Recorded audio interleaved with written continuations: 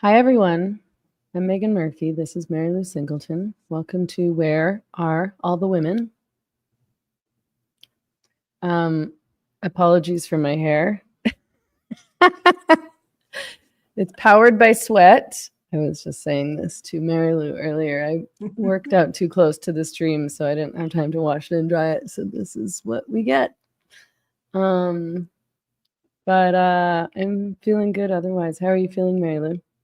I'm good. I'm enjoying the holiday spirit rising here and having a good day. Good. For those who are watching on YouTube, please like and subscribe.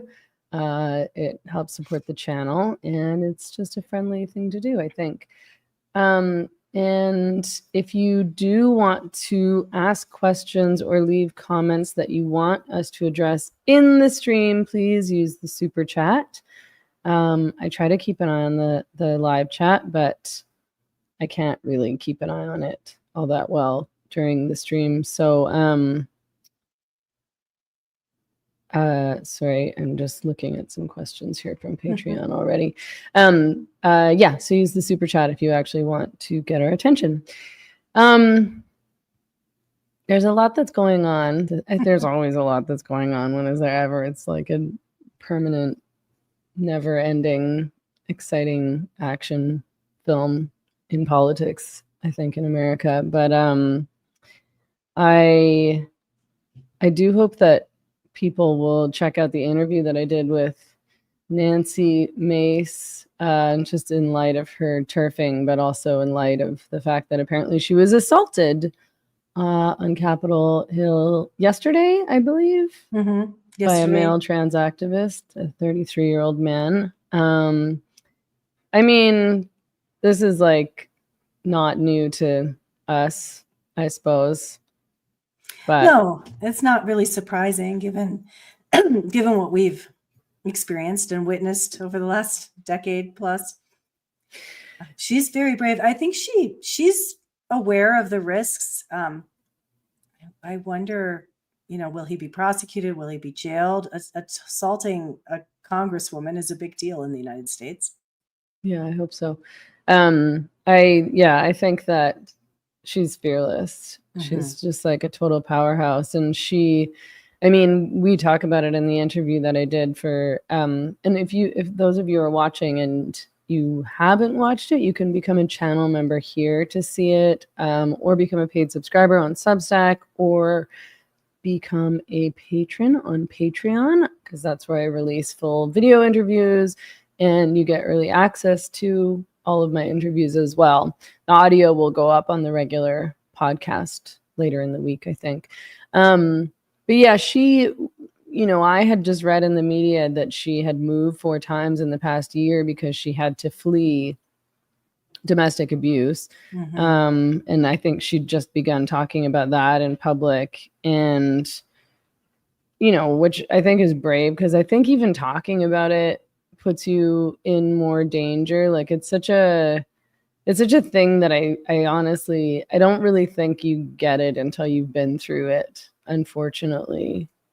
Maybe that's not true. I don't know if you've experienced that, but I have. I've had to escape abusive men, and it's really hard to know what to do because anything you do almost hurts you. So if you don't talk about it and you don't tell people about it, you're vulnerable, because they don't know that he's a danger to you. So if he shows up, they don't know that they need to protect you. But often when you do talk about it, people start blaming you, and questioning you and asking, why you didn't leave sooner, or why you were in the relationship at all, or, why you continued to engage with him or talk to him, or why you went back to him, and all those kinds of things.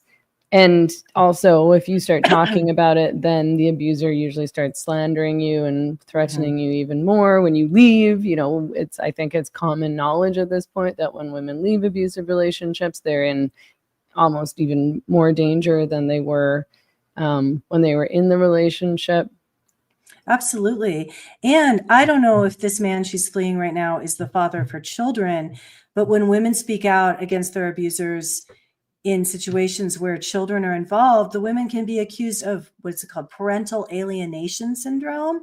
And the abusers can use that in court to get custody of the children.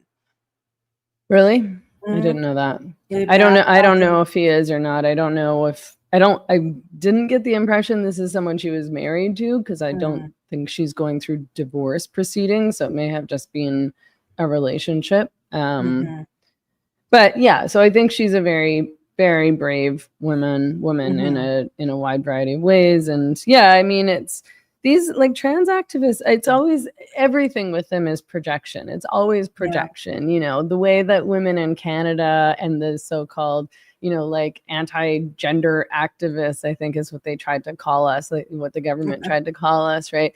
They, you know, they tried to categorize us as terrorists. You know, they implied that we were a terrorist threat. Certainly that we were a hate group, that we were violent. And what trans activists do, to me, I think could equate to terrorism. I mean, they've been terrorizing women for years, ever since we began speaking up. They've been threatening and bullying and actually assaulting, of course, protesting, blacklisting, you know, and these are men, you know, like, of course, lots of trans activists are women also.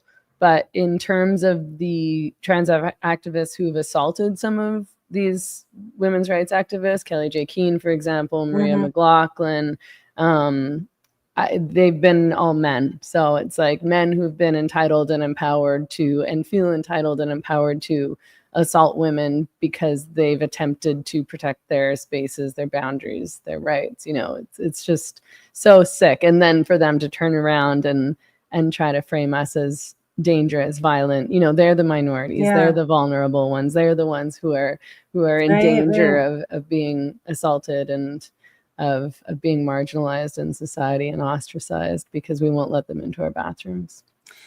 I know, it's so frustrating that so many people can't see the level of derangement and violence and threat going on here. Remember, gosh, it was like 5 or 6 years ago in the Bay Area, there was an exhibit at a public library, a trans liberation exhibit, and they had pink and blue baseball bats wrapped in barbed wire. Yes.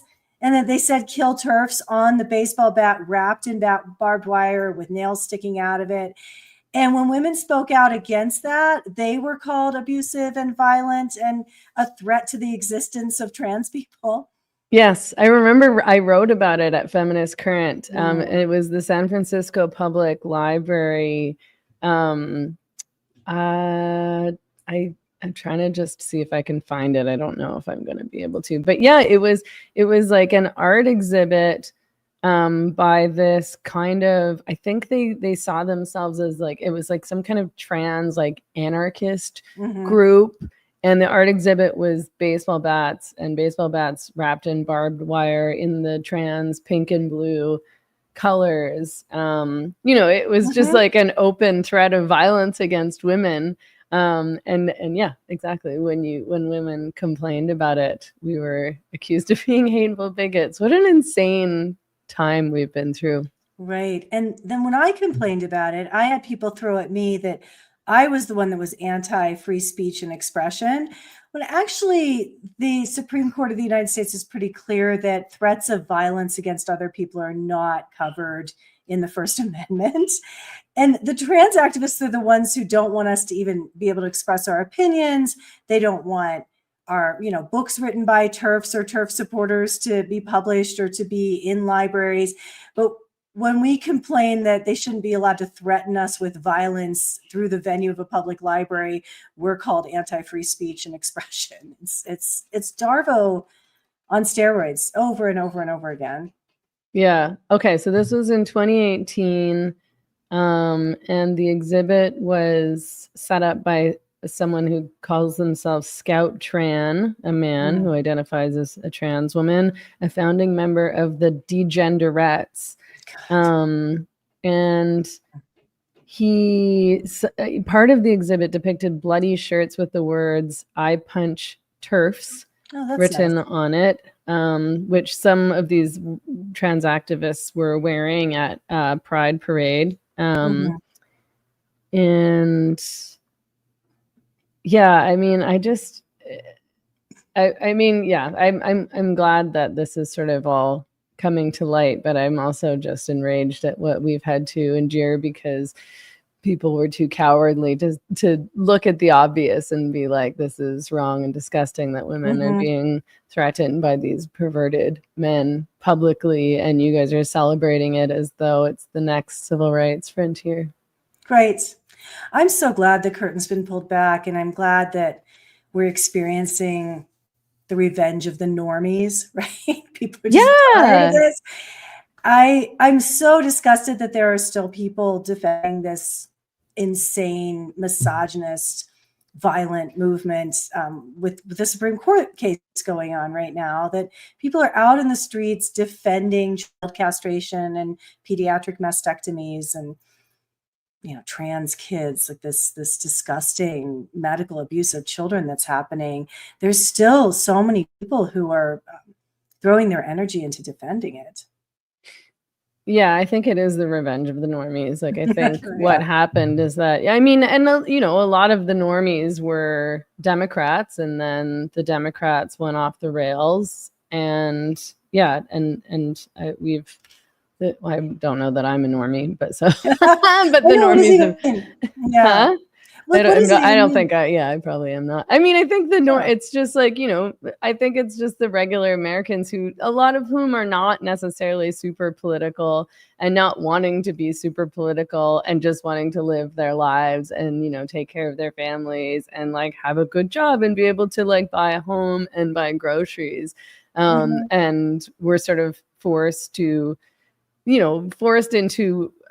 rage over the way that they've been treated and spoken about by progressives and by the Democrats for so long, and that their concerns have been ignored, and the concerns that have been amplified and supported are, clown world issues, trans issues, like everything is racism, allowing the BLM riots to go on, all of the COVID lies and gaslighting and the destruction that I told you last week or something, I think. I mean, I'm still reading because it's a gigantic freaking book.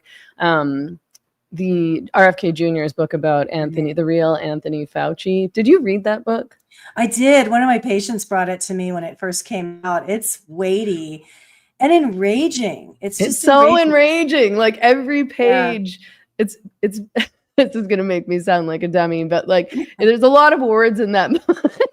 Like the type is very small and the pages are just full. And it's huge. So it's taking me a really long time to get through. So I got through, 4 pages a night or something like that while I'm eating dinner. And it's enraging, like it's just beyond. Footnotes. Yeah. It's so well documented. Everything. It's not RFK's opinion of Anthony Fauci. No. It's this very well documented indictment of a sick man who has been hurting our health in the United States for decades now. On purpose. On purpose to make money. Yeah. On purpose, so he could make money. This is, lest I sound like a conspiracy theorist, I should stop saying that all the time now, because obviously I just do sound like a conspiracy theorist, so I need to get over it. But, he planned all this and he did it on purpose. Like he suppressed drugs and treatments that could have helped people who had COVID. And could have prevented tons of hospitalizations and could have prevented deaths. And he didn't. He suppressed all that so that he could push out drugs that didn't work or were even more dangerous, that would make things worse, because he was invested in those drugs. Yeah. And this has all been going on before the pandemic started. Right. And like why was he invested in all these drugs before the pandemic was upon us? Right.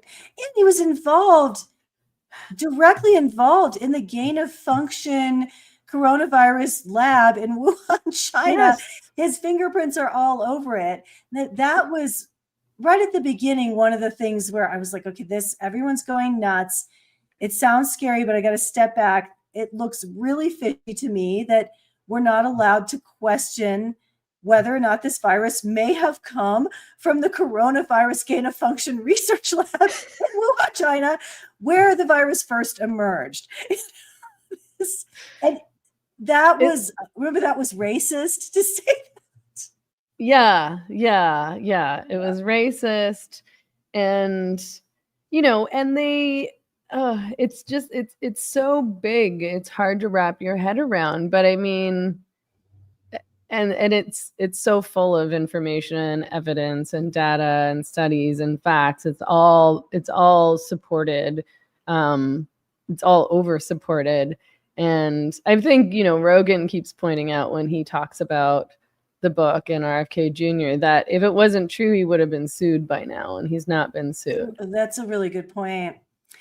Yeah, it's all so infuriating. Oh, I'm thinking back to those days too, and how they did it. It was all a money grab, and they were all in on it. Everybody who made money off of the vaccine, the whole, you have to wear a mask. They were punishing people by forcing them to wear masks so that they could say, if you get the vaccine, then you can take off your mask, which then, of course, they backtracked on. But, that right. was all fucking bullshit. I cannot believe that people are still defending this nonsense. I still see, some of my like old lefty libtard friends or whatever on airplanes with their masks on and their mask on their kid. They're like, this is all a lie. They lied to you just because they wanted to force this vaccine on you and they wanted to get emergency authorization for this vaccine. That was the whole point of this. Right. The lockdowns. So much money was made. So much money was made. And the masks, in my opinion, were about maintaining the terror of the population. To make everyone see the masks everywhere they went was a constant reminder of death and pandemic and virus. If people didn't have the masks on and they couldn't maintain that cultural terror, none of it would have worked. That we knew. Yeah.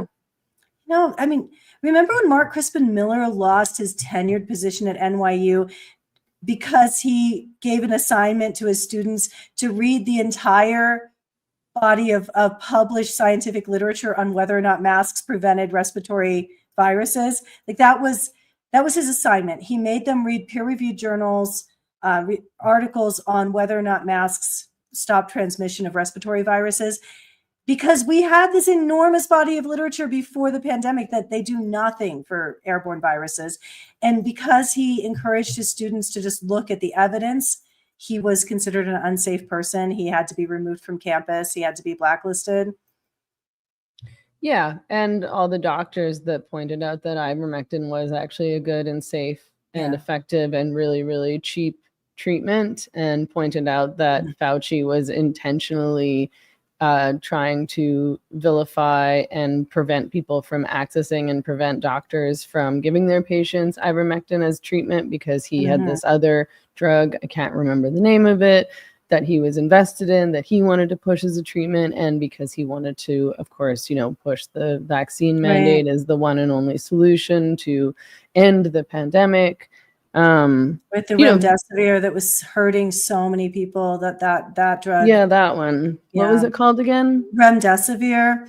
It's the antiviral that was given to hospitalized COVID patients, and it has a really high incidence of kidney injury. It's not at all a low side effect profile medication, but that was the only approved treatment in the hospitals. And those of us working in healthcare, especially in the states that were really locked down, were given protocols from the state of this is the only way you're allowed to treat COVID patients. You can't deviate from this. And people were losing their licenses. Doctors who were successfully treating people and keeping them out of the hospital were losing their licenses because they weren't giving the remdesivir. They were giving people other things.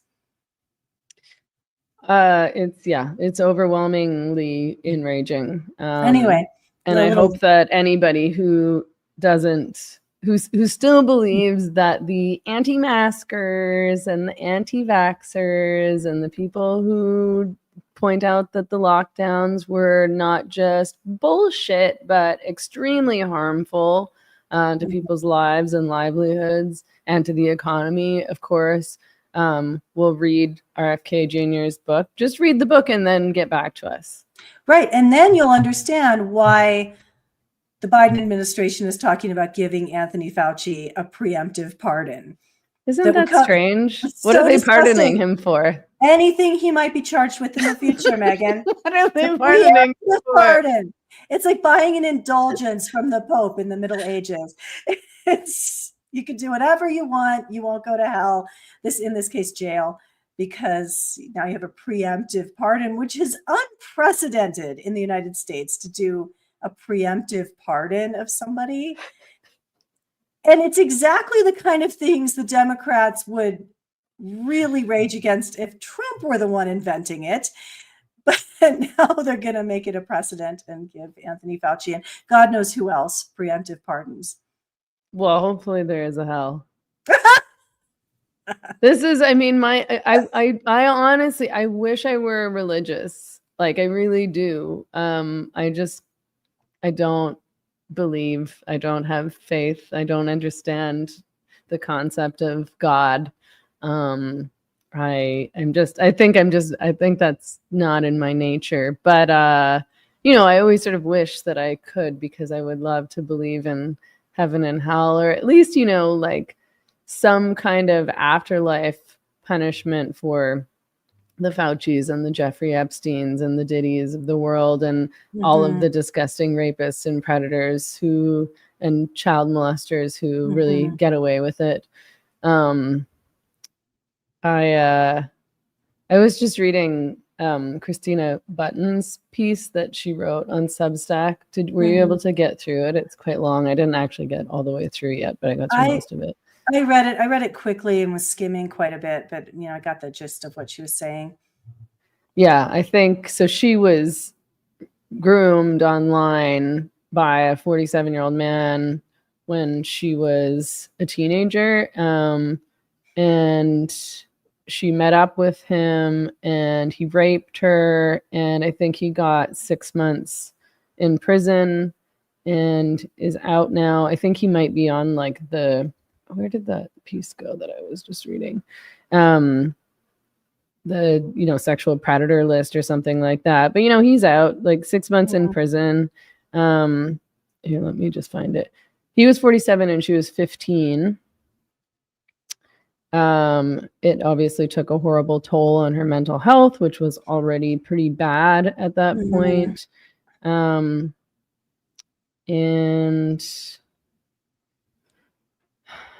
oh, yeah. As for my rapist, he served less than 6 months in jail. This type of crime carried lighter penalties 20 years ago. I later learned that he reoffended 4 years later with another underage girl. He's still on the sex offender registry. Wow. 6 months. I mean, most of them don't get anywhere near trial. 47 and raped a 15-year-old girl. And then, of course, went on to do it again. I know. As if these guys only do it one time. I mean, you really should be killed. I just... it's an accident? You sought out a teenage girl online, tricked her into meeting up with you, and raped her? Like, you're a predator. You're obviously dangerous. You're a serial predator. That's not an accident. No. Like, there's no, I can't understand how these guys... How does he only get 6 months? Because the system is built by and for rapists, and people don't take it seriously. They don't understand what this does to a young woman. And then she, got into how that led to her being exploited in the porn industry, right? Yeah.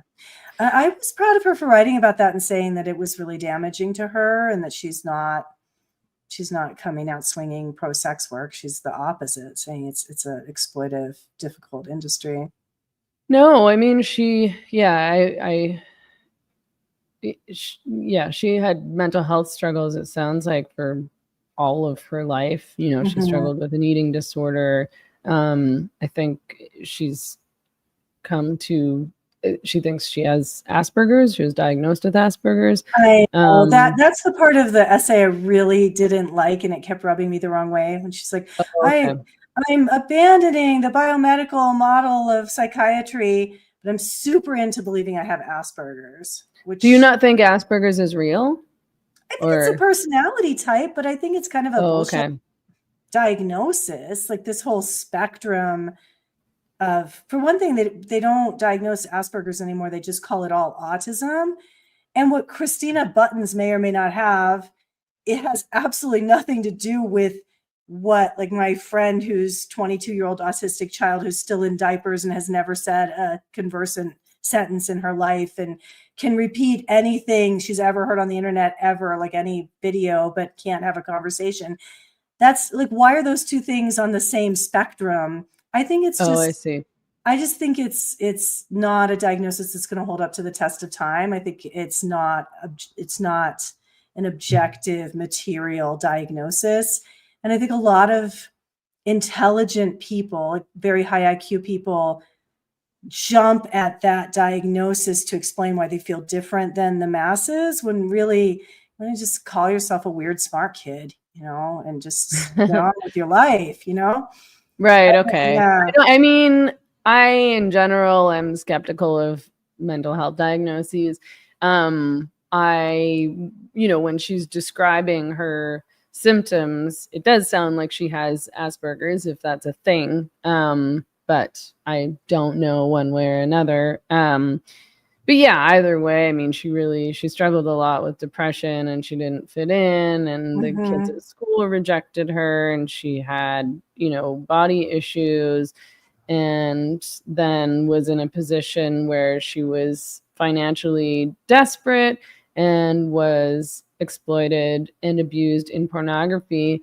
And then a man on Twitter outed her and tried to attack her and get her fired from her job. And I saw this all go down on X and was just, I mean, I don't think that anybody of worth supported what he was doing, because it was just so disgusting to go after a woman in that way for something that happened to her in her past. It's not like she's online promoting pornography right now. It's something that happened to her when she was vulnerable, and that clearly she regrets and is embarrassed about, and you're trying to out her for that and embarrass her and shame her when, this is one of the worst things about pornography, is that you can't escape it. This is a good reason to tell young women not to do it, not to do OnlyFans. I'm not speaking to Christina here. I'm talking about, these girls who are saying, I can make good money and whatever. You think about, you're in your early 20s now.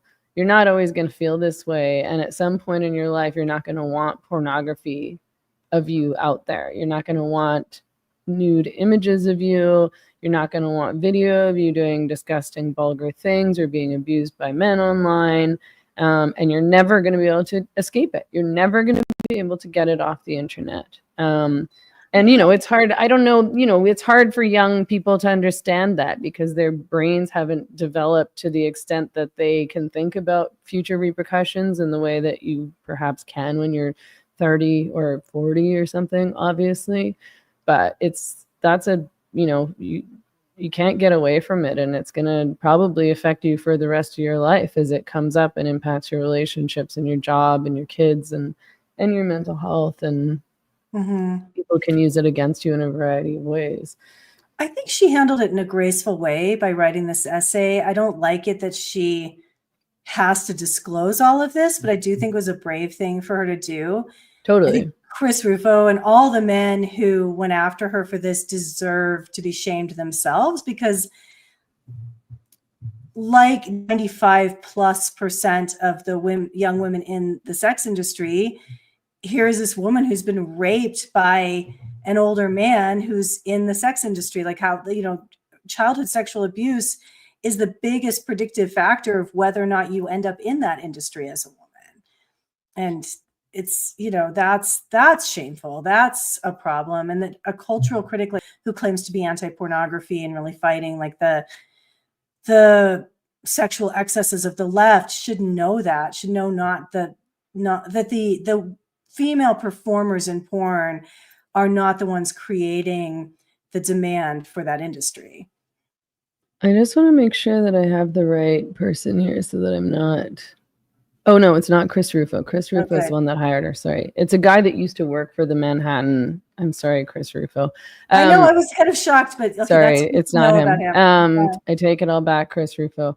It's a guy who used to work for the Manhattan Institute. This is why I got them confused. And I think maybe like there's something that happened with his employment there. He was fired there or something like that. And so he had some kind of vendetta. I'll figure out what the guy's name was. But I think that, yeah, what people continually ignore and deny about the sex trade. There was a crazy person named Karlin Borisenko, I think, who harasses all sorts of people on the internet and is insane, who I think was involved. It was Chris Brunette. I'm sorry.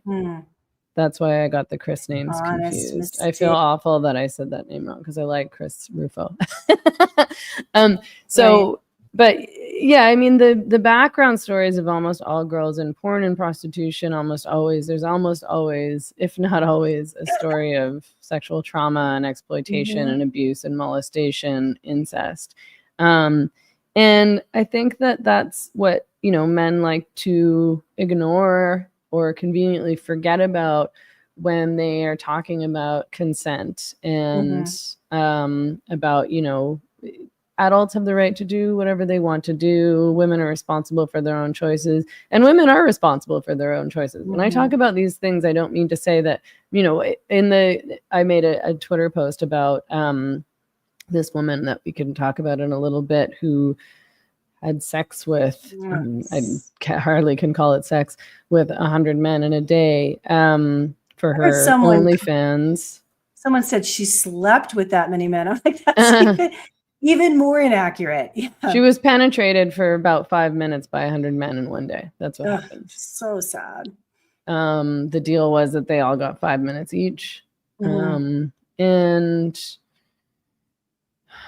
yeah, her name was Lily Phillips. And yeah, this was for her OnlyFans. So it wasn't even like, the men who were lining up to penetrate her weren't paying. It's the men who will watch on OnlyFans, who will watch the video on OnlyFans that will pay, which is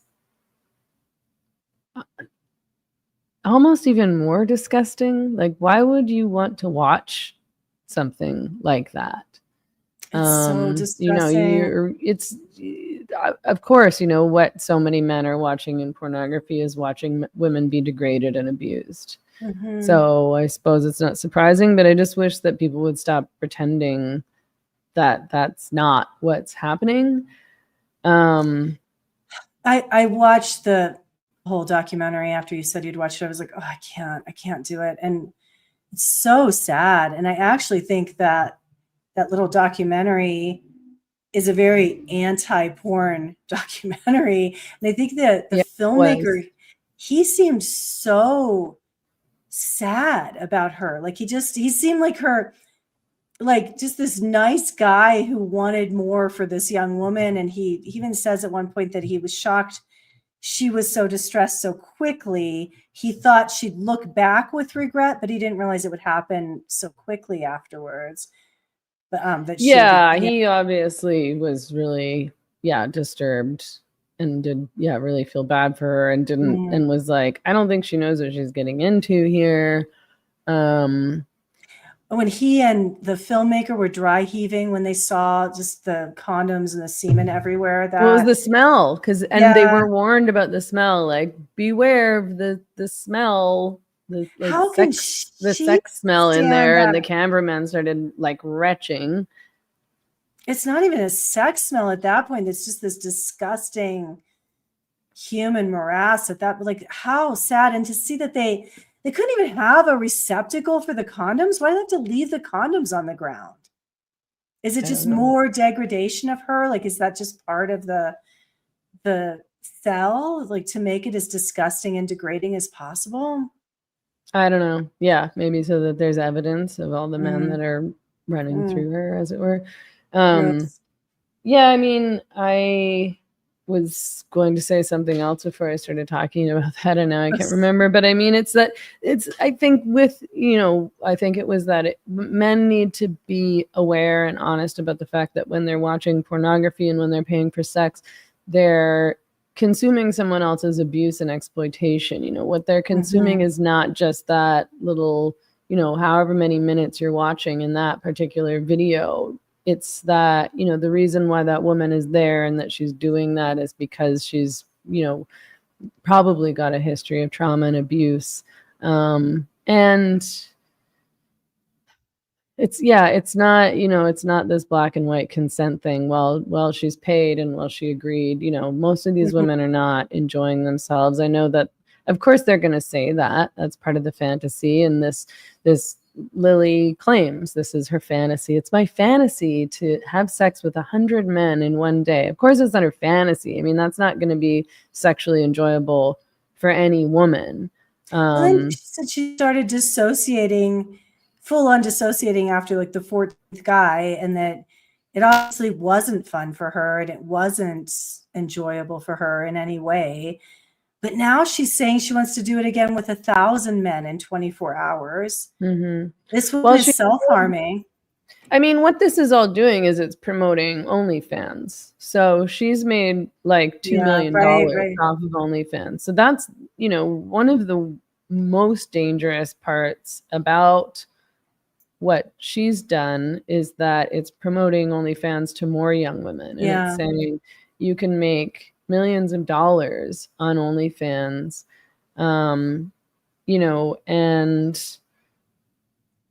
I mean, I feel like OnlyFans should be banned. This woman is on TikTok. There's all sorts of these OnlyFans girls on TikTok, which I don't understand. Everyone knows that TikTok is, used by tons and tons of kids and minors and teenagers. I don't think that these OnlyFans chicks and porn stars should be allowed to advertise on TikTok. I don't think they should be allowed to advertise on any social media, but TikTok in particular, we know is like youth oriented. And, OnlyFans is akin to Pornhub. And so if they're knowingly posting abuse and exploitation, I don't think that they should be allowed to exist. Or, you can exist if you're not going to host pornography on there.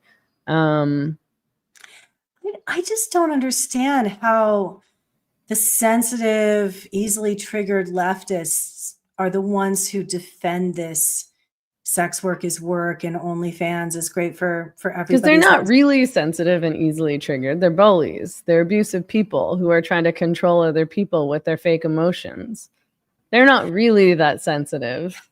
They just, want to control everyone around them and have people around them live in fear of supposedly triggering them. Right, but we have to have a trigger warning to read Maya Angelou in college because there are depictions of child sexual abuse.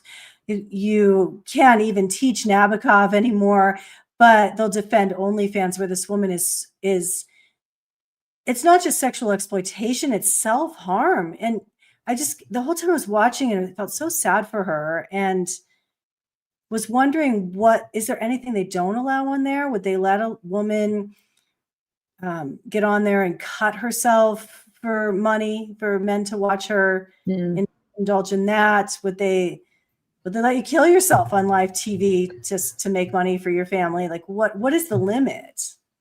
Probably no murder, because murder is illegal. I mean, porn is legal.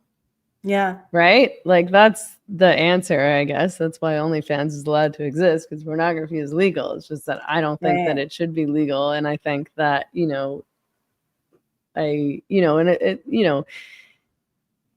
it's a tough debate because, of course, I do want adults to be able to make choices about their own lives and do what they want to do in their own bedrooms. But I think that when it comes to paying someone for sex acts, it's become exploitative. And I don't think you should be allowed to sell bodies. I think that constitutes trafficking. And I think that if you're paying to access someone's body, then you're moving into trafficking, exploitation, abuse territory. But moreover, I think with pornography, what is interesting to me is that you're allowed to abuse people in pornography. Mm-hmm. Like you're not, you can't, well, whatever. Maybe you could, maybe this would be decided in a court, but you can't consent to abuse. You know, you wouldn't defend an abusive man who beat up his girlfriend based on, well, you know, she was there and she stayed in the house and she didn't leave. She said it was okay for him to kick the shit out of her. Mm-hmm. But, you know, you would still understand that he was doing something wrong to her and that she was a victim in that scenario, I would think, or I would hope. But in pornography, because they're getting paid, it becomes work. And so it's legal and you've consented and you've signed a contract to be abused in a million different horrific ways. I mean, the things that happen to women in pornography are truly horrific. You know, they're obviously choked, they're hurt, they get STIs. Their bodies are broken and damaged, permanently damaged. I don't want to describe specific horrible like anal prolapse. Yeah. But because of porn culture and because of the mainstreaming of sexual sadism, you can consent to abuse within a sexual relationship, right? And we've seen at this point many, many cases of women being murdered by men and not being convicted because the men said it was rough sex gone wrong. And the women were so horribly abused during the sexual abuse they were enduring. The one woman who was suffocated to death by her husband orally raping her, and the jury let him go. And that's the amount of time it must have taken to kill that woman and the torturous death that involves. And because of the judge and the jury are all full of porn sick people, they can actually believe that, oh, it's just rough sex gone awry. Or the woman in Canada whose vagina was like torn to shreds and who bled to death, and the jury let him off, or the court systems let him off saying it was rough sex gone wrong. There've been many women. There was like a young Indigenous woman. Is it that story? I think so. I think it was, I can't remember. It was several years ago. I just know she was really. I think she was a prostituted woman. Was she? I'm just trying to, I remember the story you're talking about. I'm not sure. I can't remember if it was like prostitution or hookup culture or some of both. There've been many women strangled to death. Even back when I was in college, there was a woman strangled to death with her own underwear in New York, and the guy who did it got off saying it was rough sex gone wrong. And there are enough people who believe that these men keep walking free after murdering women in a sexually sadistic way. I think you're thinking of the Cindy Gladue case. I think so. Yeah, so Bradley Barton says Cindy Gladue died after a night of consensual rough sex in an Edmonton motel in June 2011. Consensual rough sex that kills you. Yeah. It's really hard to kill a human being. It's not an easy thing to do with just your body. Like, I guess it's easy to kill a human being accidentally, like with a machinery or a gun or something, but the amount of abuse that woman endured before she died, was enormous. Like, to rape someone to death takes a long time. And that these men are walking free after doing this, and other men are like, whoa, rough sex gone wrong. It just happens. It's so distressing. And this is a direct result of the mainstreaming of violent porn. Yeah. Yeah. So she was a prostituted woman. And Bradley Barton was an Ontario trucker. And yeah, she was, I'm not going to describe what happened to her, actually, but it's quite horrific. Yeah. Yeah. And they determined that it was rough sex. Yeah. Just rough sex. Yeah. Just happens. It's just rough sex gone wrong.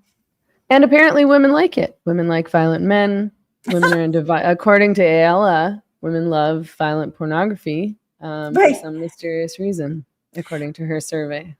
Her survey of her porn addicted fans. Right. Her survey of women in the sex industry. And women with porn addictions shows, and Rob Henderson believes that actually women love watching women be sexually abused on screen. Like it's well, Rob Henderson's piece, I like Rob Henderson, so I want to be fair to him. Like, I think what he was arguing, he's pointing to evolutionary reasons why women might be attracted to violent men, and his arguments and the evidence that he provides actually are good and make sense. He was writing about it in relation to, I don't think it was useful for him to reference Ayala's study, but so I should start at the beginning for people who haven't read it. So Rob Henderson wrote a piece on Substack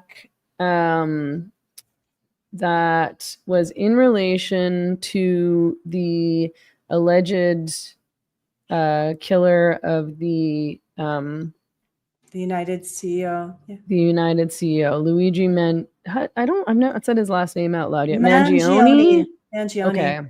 It means Luigi big Mangione. eater. It means eats a lot. Oh, okay. Mangione. So I think that, what people have been trying to figure out, but there's not really any big mystery as far as I'm concerned, why all these women are fawning over Luigi Mangione. And so Rob Henderson wrote a piece called Why Some Women Are Attracted to Violent Men, an evolutionary explanation to try to sort out why women are attracted to Luigi Mangione. As far as I'm concerned, people are attracted to him because he's attractive. He's attractive. Because he's good looking, and because these are leftists and progressives who are titillated at the idea of this guy going after, the man, which is not what happened. That's not Luigi Mangione wasn't a leftist from the sounds of it. He wasn't particularly politicized.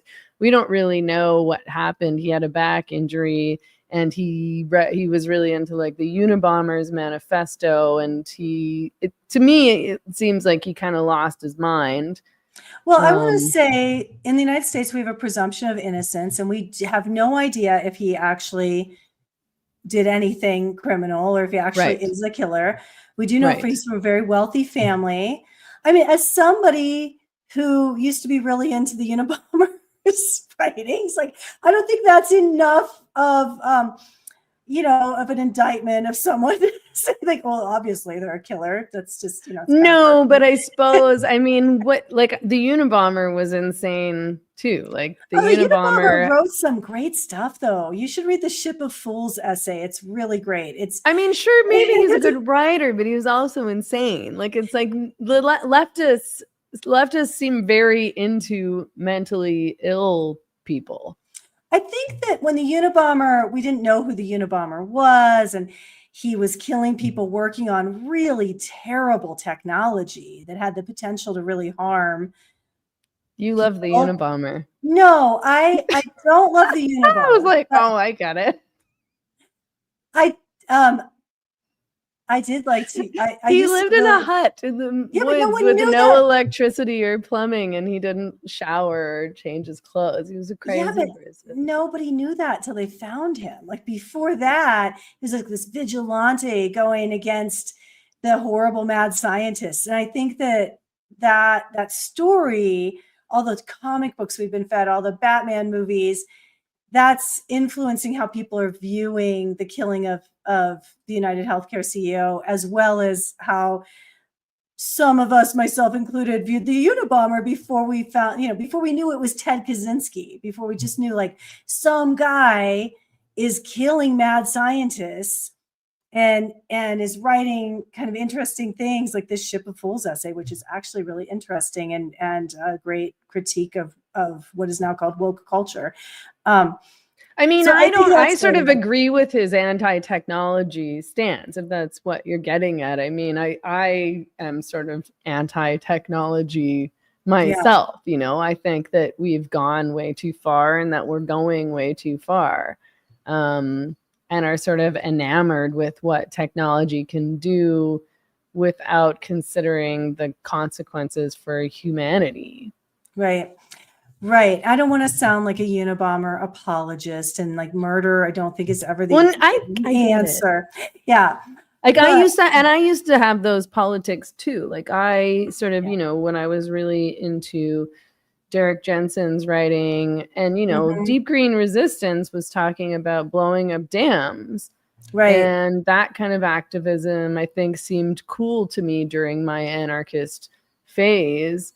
And what, happened to this CEO probably would have sounded cool to me 20 years ago, 15 years ago, because I would have been like, yeah, fuck these guys. Like these people are bad, greedy people. I don't like rich people. And so I can't say don't like rich people, because there's always obviously some rich people that I really do like and that are really good people. But in general, I don't like the idea of wealth. Like, I don't really think that there need to be billionaires. Like, I don't think that it's good that some people have so much excess and then so many people have next to nothing and can't afford healthcare or can't get the healthcare that they can need. I don't think that it's okay to murder people because of that. But I get the politics, and I get why people would be kind of thrilled at this idea and then, be really into this guy who apparently did this thing and then turned out to be quite an attractive and allegedly in university was like a nice, popular, charming guy. Totally. He's so much hotter and smart. Like, he's way hotter than Ted Kaczynski. It's way unquestionable. Hotter. So yeah. It is. Yeah. Ted Kaczynski worked better. Like, before we knew it was Ted Kaczynski and it was the Unabomber. And I have to confess, I'm somebody who was raised to be an IRA sympathizer and who, had a lot of radical ideas. And I used the women who bombed Red Hot Video, like firebombed porn shops and stuff like that. The Weather Underground people. Yeah. And I don't like mad scientists. I don't like that we have a national department of nano weaponry. I don't like GMO technology. I really wish this stuff didn't exist. So some sympathy with, what the Unabomber was trying to accomplish. I think his means were not useful, obviously, because all this stuff happened anyway. It didn't stop any technological advancement. Well, but killing these individuals is, obviously it's wrong to kill people, but that's never going to be a solution to any of the things that you said about. I have to confess that in my 20s, before the Unabomber was identified, I used to like to drop hints that maybe I was the Unabomber. It was like actually something that I like to do, because I really did sympathize with the guy. But now I'm like older and like, oh my God, I'm killing people, murdering. It's not good. It never goes anywhere good. So I used to love all the communist dictators. So I can't be as judgmental as all the conservatives get to be now, who are like, this is wrong. And I'm like, this is wrong. I agree with you. This is wrong. But when I was 20 or 25, I would have thought this was cool. And it wasn't because I was a bad person. It was because the kind of politics that I had and the kind of politics that I'd been schooled in for my whole life since I was a kid were, at any cost. And you're going to lose a few along the way in the revolution to get somewhere better and more fair. And, if you don't want to be murdered, you shouldn't oppress people. I'm not advocating this. I'm saying this is how I viewed the world. And I feel like I was the only one of all these people who actually was working class, because all these people all turned out to be rich. And I was like, I actually was mad that I was poorer than all of my friends. Yeah, I know, exactly. The class struggle was real for me. It was like I was tricked by bougie people LARPing as socialists, I guess. Well, yeah. So I think that, read Rob Henderson's essay, and I have a lot of issues with it, but Rob Henderson has me blocked on Twitter because I often have critiques of his writing, and it triggers him apparently because he blocked me. So I can't bring them to him. And I'm like a fan. I really, really like Rob Henderson. So I think Rob Henderson has some great ideas. I disagree with his ideas in this current. Sorry, Mary Lou, I'm taking his side on the block. I don't know what you did. No, I'm joking. I don't know what I did either. It was some other stupid thing he wrote about human relationships, because he can't see how his own horrible past clouds his beliefs about about all human relationships, especially between men and women. And I feel bad for the guy. I think he's brilliant in a lot of ways. I think he seems like a nice guy. I don't think he's up to argue about certain things, hence him blocking me on Twitter. So anyway, I think, okay, one, I don't think you can compare the fan club of people who have a crush on Luigi Mangione, who may or may not be, who, you know, at this point is a suspect in the killing of the United CEO. You can't compare that to women who want to date serial killers, right? It's a completely different cultural phenomenon. This guy is a vigilante who killed a bad guy. He killed a cultural villain who's denying healthcare to the masses who pay their premiums and then can't get anything covered in our system of healthcare that pays the CEO hundreds of millions of dollars, but won't cover your grandma's hip replacement. He's the CEO of United Healthcare, may or may not have been a nice person in his private life, but the role he held archetypically is one of a villain among most Americans. And this jacked Italian kid who's a good writer, you know, who wrote deny, depose, you know, don't pay, deny, delay, depose. Yes, deny, delay, depose on the bullets, and left him at the crime scene, and then left a backpack of Monopoly money like a hero, comic book story hero, is a cultural icon now. That is very different than having a crush on Ted Bundy. This is not the same.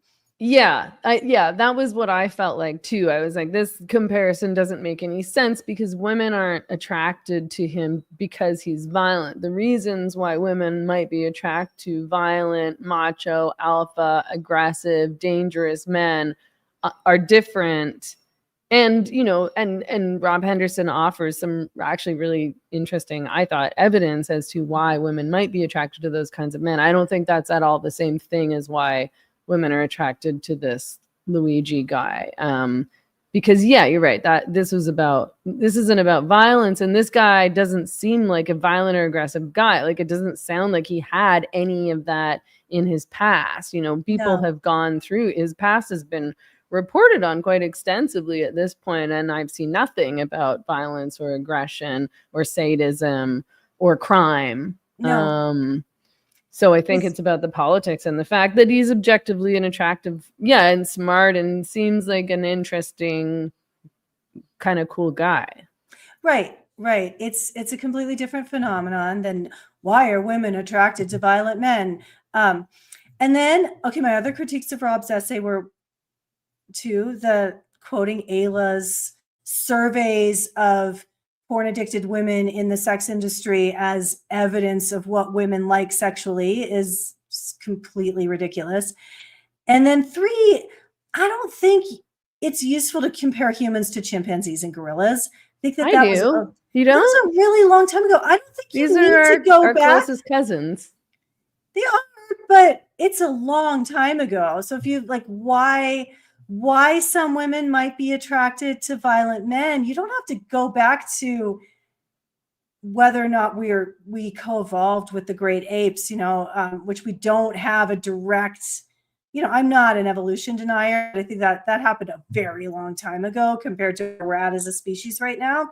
What didn't happen a very long time ago is conquest and mass rape and women having to bond with their rapists in order to keep themselves and their children alive, which happened to basically all of our ancestors if you're of European descent. You know, so many women around the world, so many people have that in their lineage.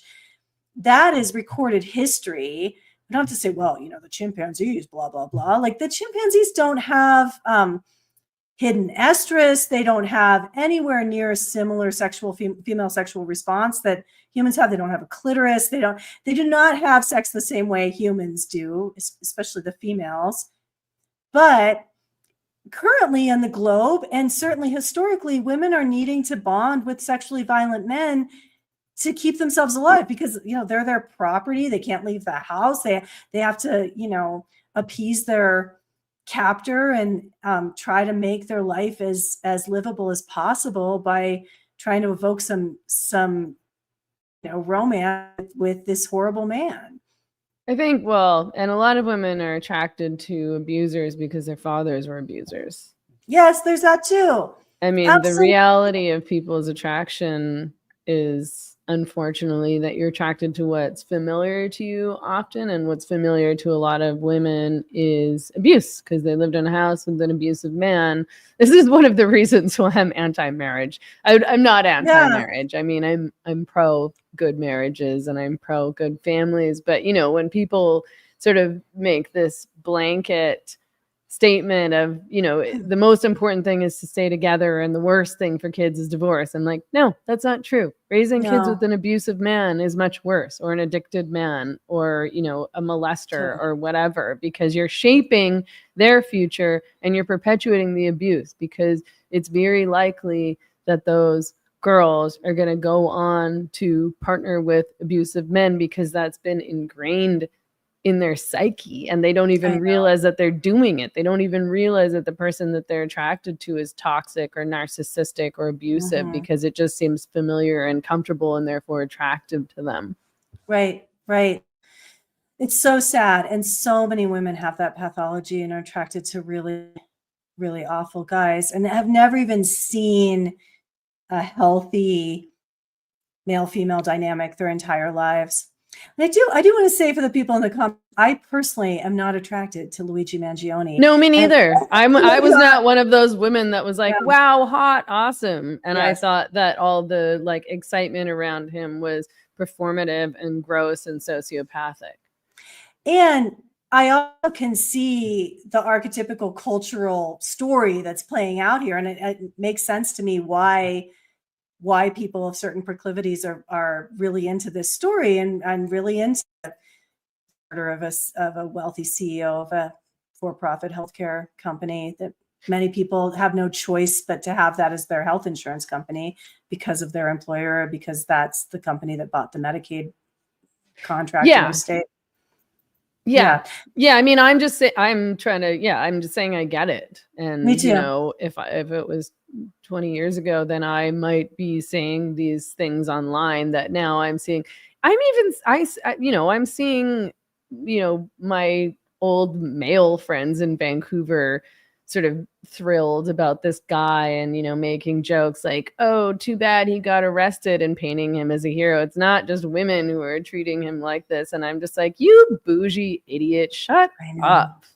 Like, I don't think he did it. I really don't. I think the whole story smells really fishy to me. Really? No, I don't think he did it. He has that manifesto, though. Who wrote the manifesto? Did you read his little manifesto? It was planted on him, maybe. I don't know. I mean, you're usually right about things. You're right about things way more than I am. So I don't not believe you. You're like, I don't trust the narrative. You're probably right. It just all feels very like Wuhan wet market, people eating live bats. To me, I'm like, this doesn't add up. I just think, was the United CEO about to blow the whistle on something? Was this an industry hit? Like, I don't know. It's just. But how would they have gotten him to do it and be caught doing it? I don't think he did it. They caught him because of his eyebrows. Like a lookalike? Picture, he's not a lookalike. They don't have his face on the video. His face is covered here and here. It's just, they got him from here. But they found him at the McDonald's, and he basically seemed to kind of admit to it. Like they found him at the McDonald's, and he had this gun with him, and he had his ID on him, and the cop kind of. As a true believer in the Constitution of the United States, I'm going to presume he's innocent until proven guilty. That's fair. Yeah. I mean, I guess what was interesting about the story was that, I mean, you're right. It doesn't necessarily totally make sense, but I don't know, for those who haven't followed the story that closely, he was this rich kid. He was well educated. He went to UPenn. And he had this back problem that was giving him debilitating pain. He couldn't have sex, apparently. Like, it was painful for him to be intimate with a woman. It was painful for him to sit. Apparently his back condition was called spondylolisthesis. Yeah. was like, I should have not tried to say this. So he felt pain when sitting. He had numbness in his groin and bladder and twitching leg muscles. He also discussed experiencing irritable bowel syndrome and brain fog that made studying challenging. And yeah, he couldn't be intimate. So obviously this was pretty distressing. And then he had this back surgery, a spinal fusion that he ended up with 4 big screws in his back. But then he, like, I had thought, I was like, maybe he was on meds for his back surgery and they made him crazy. But someone found him talking about the surgery, I think on Reddit, and he was saying that he didn't have pain as a result of the surgery, but he did kind of disappear for a few months. And so, you know, he had friends looking for him. He was supposed to attend a friend's wedding, and his friend was sending him messages on X being like, hey, are you going to show up to my wedding? And his mother reported him missing. They couldn't get in touch with him either. The last address he had, I think, was in Hawaii. And then this happens. And, you know, when he was getting arrested, he yelled to the reporters, this is completely unjust and an insult to the intelligence of the American people. This is lived experience. That's a weird thing. Are you in love with him? No, I'm not into him. I don't actually find him that attractive. I don't know. No. I don't have the same taste as most women do. And it's not because I think my taste is good. I can't explain what my taste is. You know, the people that I'm attracted to are very often not the people that everybody else is attracted to. And the men that women are like, that guy's so hot. I'm like, I know. like, it's not that objectively I can see that he's attractive, but to me, I wouldn't see him and be like, oh, I want to hook up with that guy. It's not my style. But I can't tell you what my style is. You know, like Tony Soprano, duh. Right. Okay, so what do you think about the juxtaposition of the way people are treating this alleged United CEO killer and the Daniel Penny trial, where he killed Jordan Neely? He put him in a chokehold that may or may not have contributed to his death, because the cops refused to give the guy life-saving treatment because they said he smelled bad and was unhygienic. Anyway, I feel like that's interesting. The two things are going on, and so many leftists are in love with the CEO killer, but think that it's racist that a young man who's a former Marine stepped in and intervened when a deranged, insane man was going to kill everyone in the subway car. Yeah, I mean, I think that Daniel Penny is a hero, and he did exactly what any man should do. You know, if there's a man who's acting deranged and threatening people or threatening himself on the subway, I think that if there's a man on there, he should put him in a chokehold and protect women who are feeling threatened by this guy. And I think that he did nothing wrong, and I'm glad that he got off. And I think that these leftists who were accusing him of racism and murder and trying to paint him as an evil guy are deranged. And I think those are exactly the same people who are celebrating whoever it was that killed the United CEO.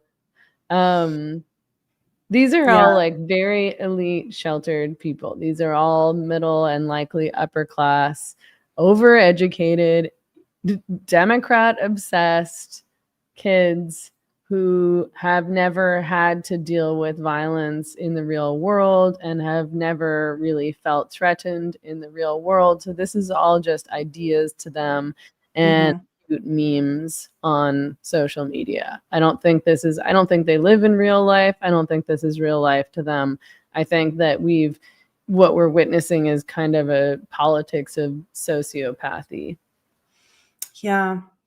Lorraine Nolan, who's on the board of WDI and is a member of the Black Women's Caucus of WDI, wrote a great Substack about how the killing of Jordan Neely is not racist, and saying basically if she was on, of course it wasn't racist, the subway, Right. She was on the subway car with her kids, and a man of any race was threatening to kill people in the car. She would hope some man would intervene and be a hero in the situation. I remember being in those kinds of situations on the bus and being like, why is no man intervening? I remember standing at a bus stop while a homeless, psychotic drug addict kept asking me over and over and over if I had a boyfriend. And as I continued to ignore him, he got angrier and angrier and then started screaming at me and threatening at me and told me he was going to rip my nipples off and spat on me in front of a whole crowd of people standing at the fucking bus stop, and nobody did anything. This was like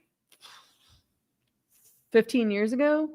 So this wasn't now. This was in Vancouver. This has been going on for some time, where progressives and leftists don't know how to do the right thing, and leftist men don't know how to act like men. Leftist men haven't been valiant in I don't know how long, not as long as I've been around. These have always been the gross male feminists who are also using feminism to, be sexist, to be misogynist, to support trans politics, to say, sex work is work, and, it's women's right to choose, and I'm using porn and it's fine because these are all consenting adults, and then not protecting and being abusive at home often. Yeah. Yeah, I agree. I would like to see more heroism and valiance stepping up. Sorry, go ahead. Someone had asked what changed our opinion on political violence. Did you see that in the... I mean, I was never outright advocating political violence. I think I just rationalized it and accepted it as somehow important and necessary, maybe in a revolution. But I never outright advocated that or wanted to participate in that. I never thought, I think it's okay to murder people to get what you want politically. But it did kind of idolize, these communists who killed a lot of people in their supposed efforts to, impose communism. And I just didn't really, it's what's happening now. You don't really think of it as real life and real people because you're categorizing people. This is what happens when you start classing people and categorizing people in these ways. So you're saying, well, these are the bourgeoisie. Yeah, they're saying these are the oppressors. So they're dehumanizing people, and that's what these kinds of politics do. And I think that's what politics often does, is it dehumanizes people. As when you're operating ideologically, and you're treating people who don't share your ideology and your politics as enemies, which is what we do as feminists and what we do as leftists, or what we did as leftists, and I'm leftists anymore. That's, probably what Matt Walsh feels about feminists. I'm not saying that he is willing to kill feminists. I'm just saying, he categorizes people, and we categorize people and we label people as enemies, and therefore it doesn't matter what happens to them. And if they're harmed, maybe it's a good thing because it might help us achieve the political goals that we want. That was, I think, what my perspective was. Yeah, I can hear that. People, there are pro-life people who think that women who have abortions or doctors who perform abortions are murderers, and probably think that these are evil people and it would be better if they didn't exist, or maybe they deserve the death penalty. If you believe in the death penalty and you think that a woman who has an abortion is murdering a baby. Right. Well, in the 90s here in the United States, there were multiple abortion providers killed by anti-abortion activists all around the country, New York, Florida, Wichita. And, I've seen in my It own happened town, in Canada that they bombed, what was his name? Sorry, go on. I'm going to just. Yeah, I mean, the death threats still happen toward abortion providers. And it's one of the reasons many people don't go into that part of medicine, or that regular gynecologists won't perform early abortions as part of their practice, because they're afraid of the political fallout, including the violence that would come at them. I think, why did I stop believing in political violence? I don't know if I still, I do believe people who rape children and really violent men, I believe they should be killed. I really think that a council of grandmas should kill those guys. I don't like having them in my society. I'm not really into the state. I'm opposed to the death penalty administered by the state. So I guess I still have some violent tendencies that I think there are certain people who should be taken out of society permanently. But I always feel like they're getting off too easy with death. I was thinking of Henry Morgentaler, by the way, who was an abortion doctor in Montreal, I think, and in 1983, a man attacked him with garden shears. I think he was attacked a number of times. Protesters tried to firebomb his clinic in Toronto. Anyway. Yeah. But I forgot what I was going to say. What did you just ask earlier? Political violence. Yeah. So I still believe in I believe in community vigilantism against the killing sex predators. Yeah, I just feel like they should suffer. I always feel like death lets them off too easy. Like I don't like that Jeffrey Epstein was killed. No. I think that he should have, I think there should be justice, and I don't know that death equates to justice for me. Maybe I want them to rot in prison and suffer for their whole lives, and maybe be.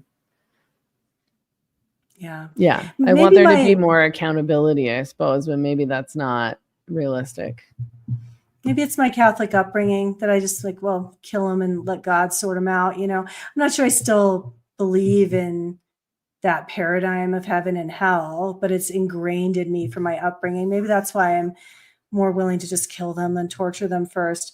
But in terms of political violence, I think one of the reasons I've mellowed out on that is just age, right? Like you grow up and realize that's, that boldness of youth, that fire of youth is not running through you anymore. And you kind of step back and can see other perspectives. At least I can see more perspectives now.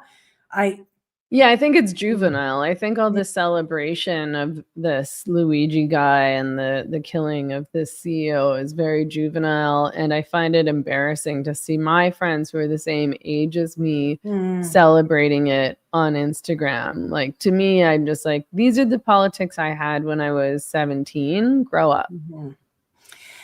I think that nothing's quite as black and white as we would like to believe it is. And we all know that when communist and socialist revolutions happen, it starts with some coordinated executions of the very wealthy, but then it ends up being the middle class that lose their businesses, their homes, their professional positions. And then everyone's poor. Yeah, and then everyone's poor. The elite who for the very rich, their wealth. Yeah, who, they spun the wheel. A few of them got executed, but for the most part, they keep their wealth, and it's the middle class that are destroyed. So I definitely am old enough to see that pattern now and to understand that that's what happens every single time there's a communist revolution in any country. I also think I can just see how if I were born into just about anyone's circumstances, I'd probably have their beliefs and opinions. Like if I were a citizen of Northern Ireland of British Isle descent, I probably want to stay in the United Kingdom. And I probably would have a lot of terrible prejudices against Catholics if I were living there in the 80s with their weird religion and their too many kids and their icons and things. Like I can see how I could end up on any side of a conflict just by spinning the wheel differently and having a different accident of birth. And that perspective has grown as I've aged, where I don't think it's easy to, like you said, it's not as easy to sort the world into villains and good people anymore. No.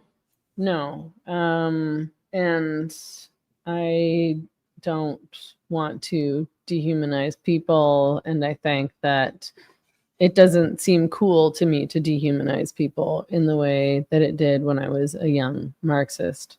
Mm-hmm. We're still into torturing sexual predators.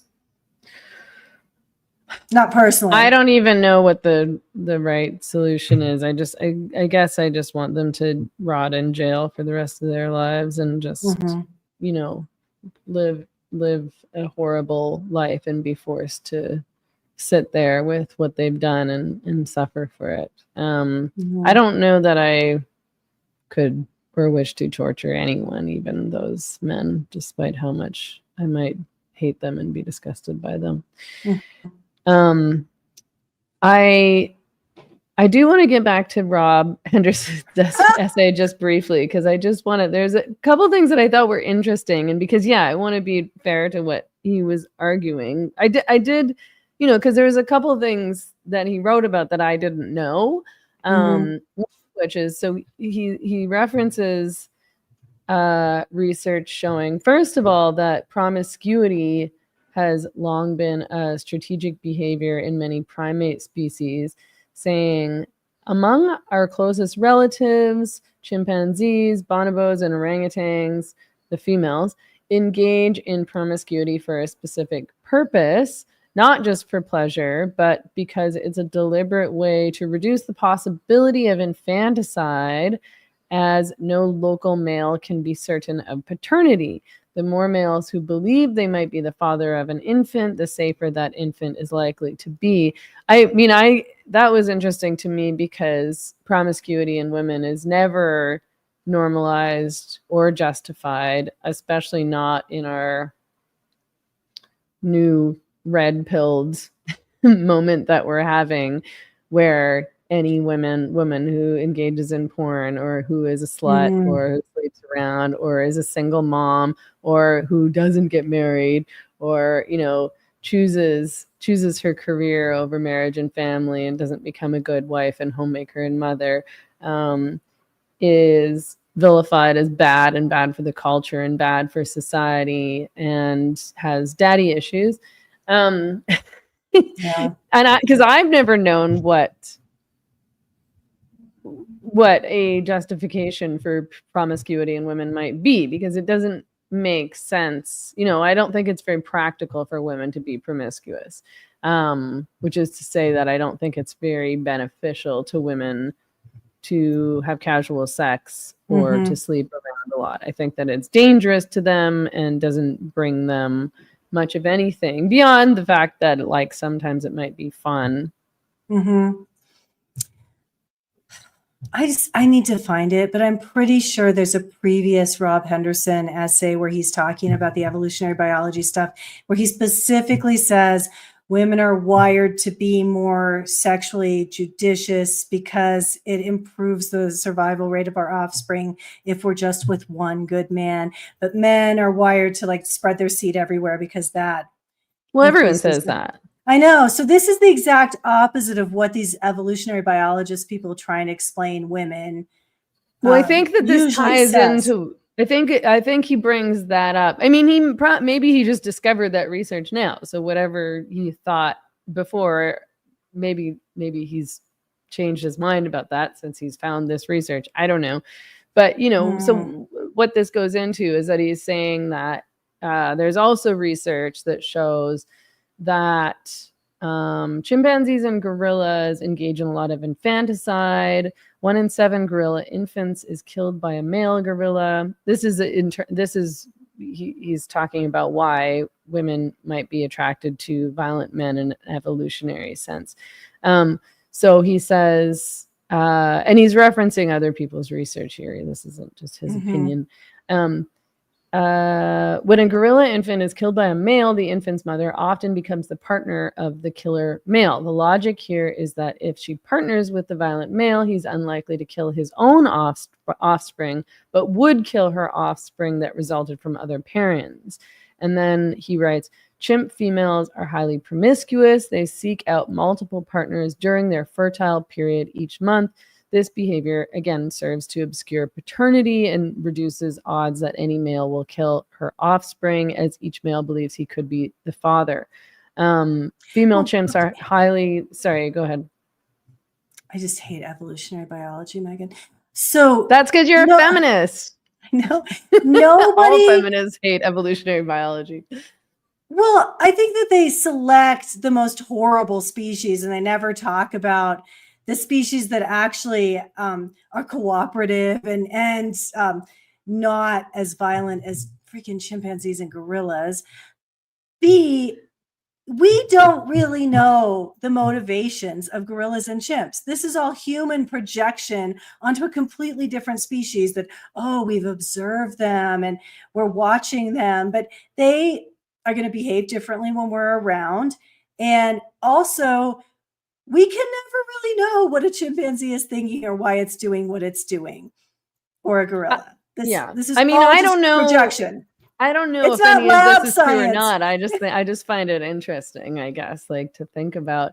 Richard in the live chat says, this is weird writing. He's describing behavior, then assigning motives to it. What are you going to do? Interview the monkey? Exactly. I would give Rob Henderson a C+ on this essay if he handed it in to me as his biology teacher or women's studies professor. This is why I'm blocked by him. I think sometimes his analysis is brilliant, and I think sometimes it's really juvenile. Well, none of us are perfect. No, we're not. Oh, my phone is ringing. Somebody has it on their bingo card.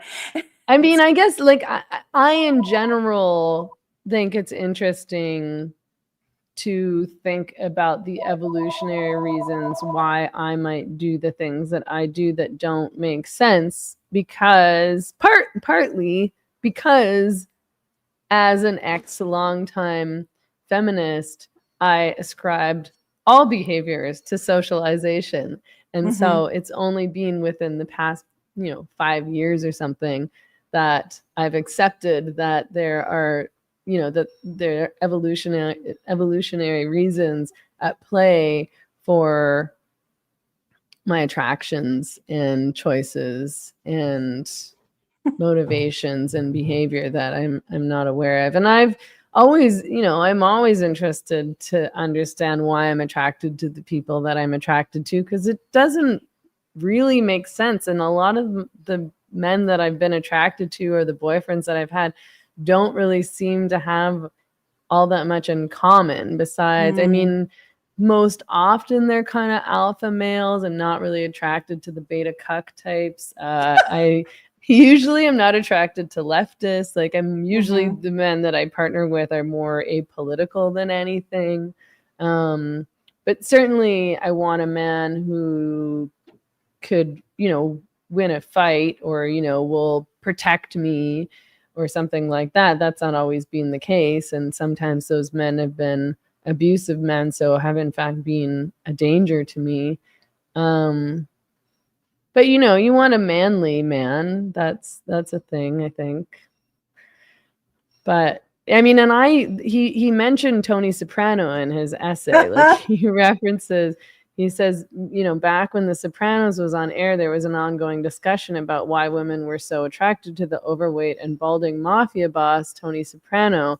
And I was very attracted to Tony Soprano when I was first watching The Sopranos, and I would have like all sorts of dreams about him.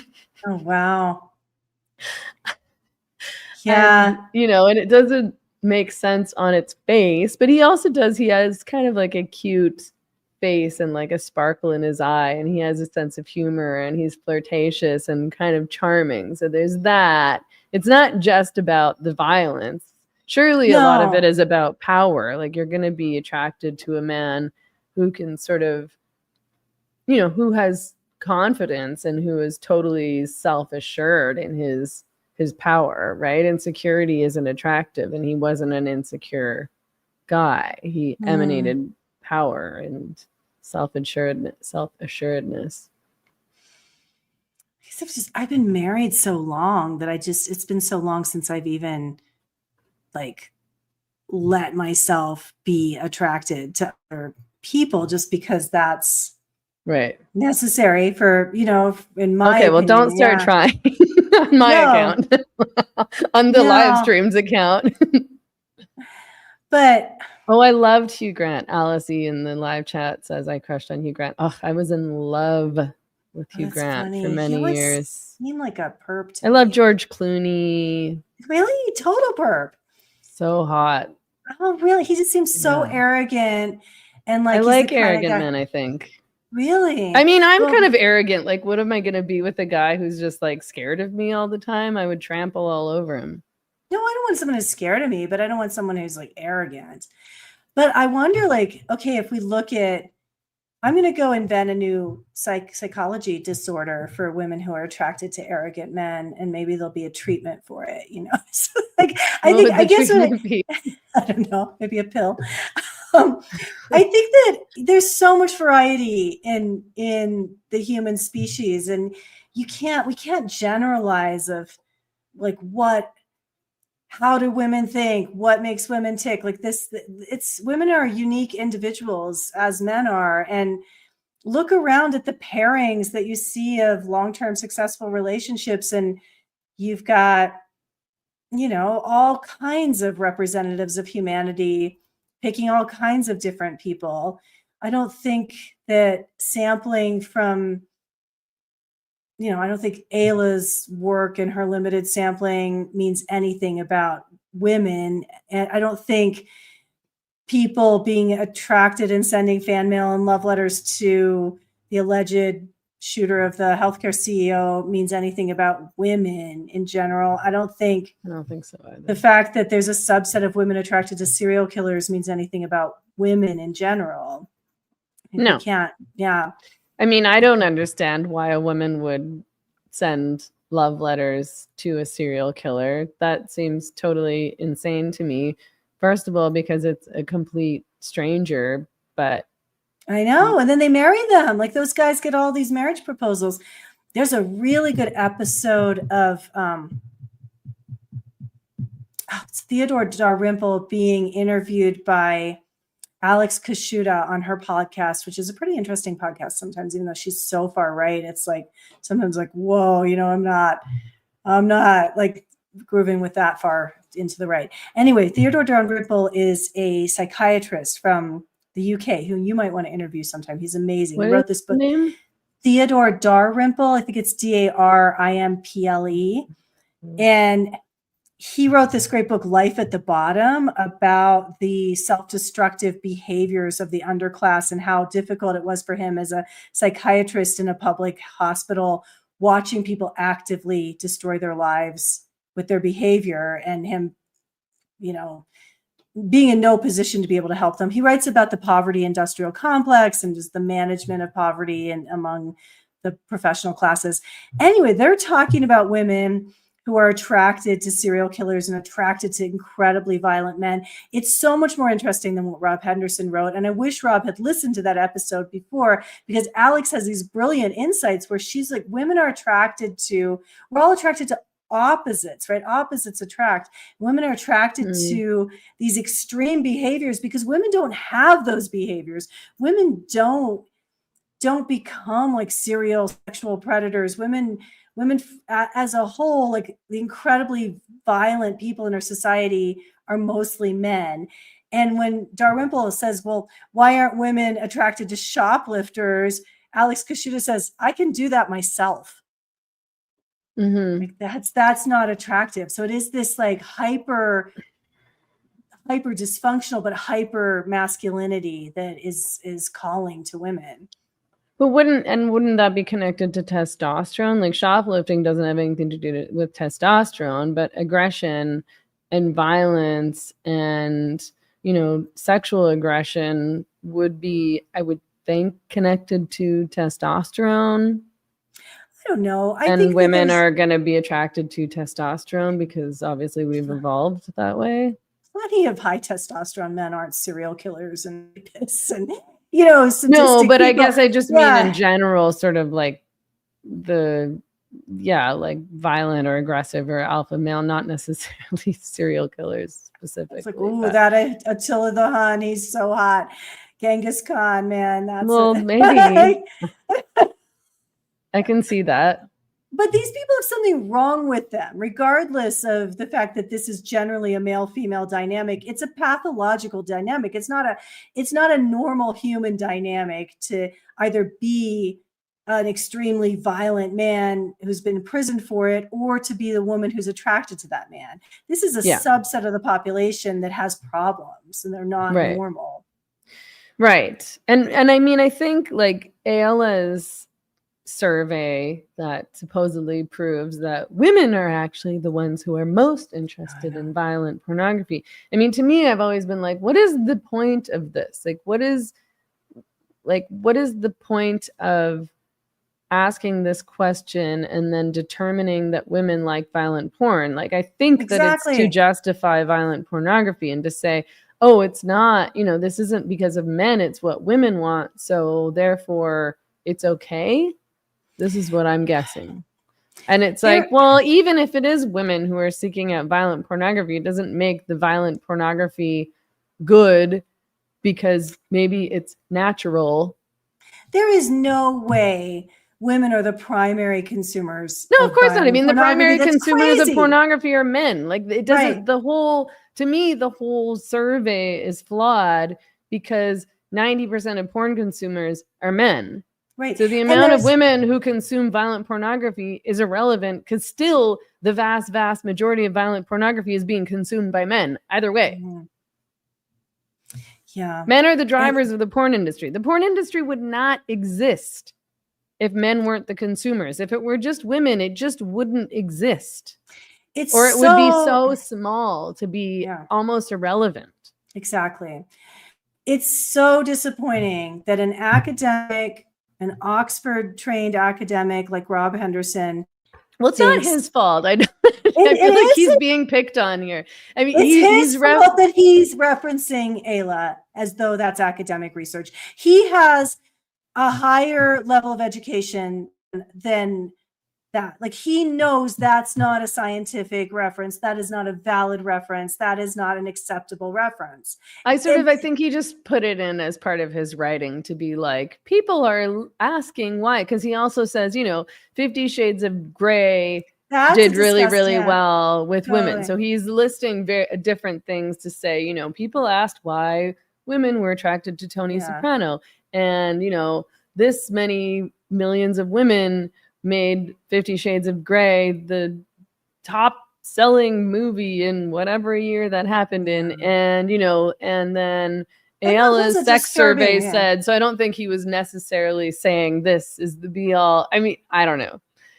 Be all end all of, you know, women, therefore women like violence. I think maybe he was just offering up examples. But in general, a lot of these men, you know, people like, you know, Lex Friedman and, you know, Eric Weinstein type of people. These people are pointing to Ayala's survey and saying, oh, look at this sex scientist, this sex researcher did this survey and found in her data, like, stop being stupid. You know who consumes pornography. Give me a break. Yes, some women consume pornography. That's true. These are the same men who demand documentation be peer reviewed and published in reputable journals for all other topics, but they're all getting hoodwinked by Ayla because she gives them a boner. Like, it's really, really disturbing to me to watch these highly intelligent men fall for her grift. Well, she's a victim of abuse too. Absolutely. Yeah, and she's perpetuating the culture of that and participating in the exploitation of countless women. Like, Ayla is a representative for the porn industry. Right. I mean, yeah, she's advertising for OnlyFans, you know. She's made a ton of money on OnlyFans. I know, I think all these women are culpable as well. Like, like I said before, all these men were getting really angry at me on X when I tweeted about Lily Phillips. And what I said was, men who use OnlyFans, pay for sex, and are porn consumers are responsible for the Lily Phillipses of the world. If you think what happened to her is sad and disturbing, which it is, I hope you're also considering how your choices and behavior are what create the Lily Phillipses of the world. Men like to hate on OnlyFans girls, but you're not obligated to incentivize or participate in this behavior. The porn industry pushes girls and women to do more and more to compete. You cannot use these apps and industries ethically. They're toxic to the core. And what the response was, which I expected, of course, was a ton of men saying, Ed says, you're horribly wrong. You are implying that a free woman in an open society was somehow forced to screw 100 guys because people watch porn is ludicrous. She has free will. She is feeling the weight of her actions. She is done. Get a clue, Meghan.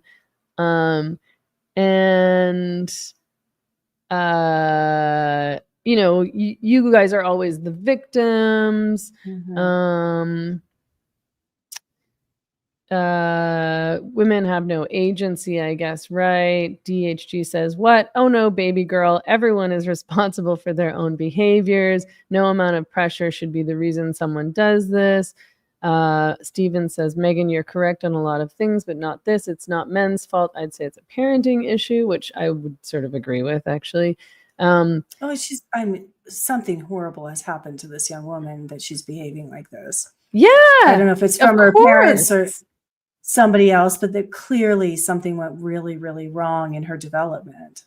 I mean, she was saying that her parents were really supportive of her, which just makes me think that her parents are creeps. She also said that some of her dad's friends were her subscribers. I don't know if you caught that in the documentary. No. She's like, her dad's friends are in there, subscribers, and asking for stuff from her because she'll provide special, videos and things for certain subscribers and things like that. And that's like horrific to me. This is terrible. And it comes back to, what we talked about last week, that we should shame this behavior. And yeah, I agree, like with some of your commenters, that if she really has a free choice in this, she should be shamed for doing this, but not like the men creating the demand for this. The men who showed up for this are equally culpable and disgusting. Like, what is wrong with these guys? Like, some of them flew to the country to, they spent thousands of dollars to go have sex with her, use her body like this for 5 minutes. What is wrong with that? Really weird. It's really weird. But I mean, my point wasn't that she doesn't have agency and that she isn't making a choice and that she shouldn't be responsible for her choices. She is. I mean, like I said, I think any woman who's promoting these industries is doing harm, and that's a bad thing. And I hate that in our society, these kinds of choices have just been boiled down to, oh, well, I'm just making a personal decision. I'm just making a personal business decision. Like, I can do what I want. I'm making money. And it's like, well, you're not, because you're also selling something. Like, you're selling something to society. You're selling something to men. You're selling something to girls and women. You're on TikTok where there are minors and there are teenage girls watching you, advertising this as a career choice and telling these girls that they can make millions of dollars on OnlyFans. That makes you bad and unethical too. I don't really give a shit. Say you made $2 million. Good for you. You did something horrible and you're going to be, destroyed for life because of this. Like, you're going to be messed up for your whole life because of all of the things that you did on OnlyFans, including letting 100 men and maybe next year 1,000 men penetrate you in one day. But my point is that men always will say, like men who are defending pornography and OnlyFans will say, this is their choice. It's not men's fault. You're not the victim. And it's like, well, you're not the victim either. Like, if you're consuming this pornography or you're subscribing to her OnlyFans or whatever, you're making an unethical choice. And that is your fault and you're responsible for that, you know, and without you, she wouldn't be doing this. Without these men who are lining up to penetrate her, she wouldn't be doing this. And the way that pornography works, of course, is that the girls and women in it are pushed to do more and more and more extreme things to maintain an audience and their career in porn. Because you get, you know, like once you're no longer fresh meat, men get bored of you and they move on to the next new girl. So you have to do more and more and more extreme acts to keep getting work and to keep getting paid. So, you know, she's obviously doing this to get subscribers. I suspect, I don't think that she came up with this idea on her own. I suspect some of her subscribers or followers suggested it to her, obviously, because men suggested that they would want to participate. And Ayla, or that they would want to pay to see that, right? Right. And Ayla is somewhat responsible for this phenomenon with her birthday gangbang, right? That this, like she invited all these men to come have sex with her one after another one. It's so like, this is really distressing what's happening. And the fallout to the youth is going to be awful of just what's going to be expected of young women. It's so normalized. Like the girls, I mean, I have friends who are in their 20s and it's totally normalized to, obviously to like send nudes and to watch porn and to pornify yourself on Instagram and all of these and TikTok and whatever. Right. And then are we going to see OnlyFans? No, OnlyFans is normal. It's not stigmatized. Like tons and tons and tons of girls that, you know, it'll be like, you know, friends of my friends who are thoughty on their Instagrams are like, oh yeah, she has an OnlyFans. She has an OnlyFans. She has an OnlyFans. And I'm like, Jesus Christ. Like, it's just a normal way for girls to make money. It's awful. And, you know, to circle back to what we were talking about at the beginning with the rough setters, where are we going to see cases where gang rapes happen and the men are going to say she consented to it. She consented to having sex with 10 guys in a row. And it's not our fault that she feels bad about it afterwards. Like they're pushing the extremes of what people think are normal sexual behaviors in the culture, and it's just awful. Yeah, I mean, I'm sad. I'm very sad for Lily Phillips. I know, and just even to conceive of that or to call it sex to me is disturbing. So gross. Like that's not what sex is. Sex isn't getting penetrated over and over and over and over. And, you know, I'm very doubtful that she's had enjoyable sexual experiences if this is what she thinks sex is or is going to claim to be excited by. Don't think she knows what sexual excitement really is. It's really gross.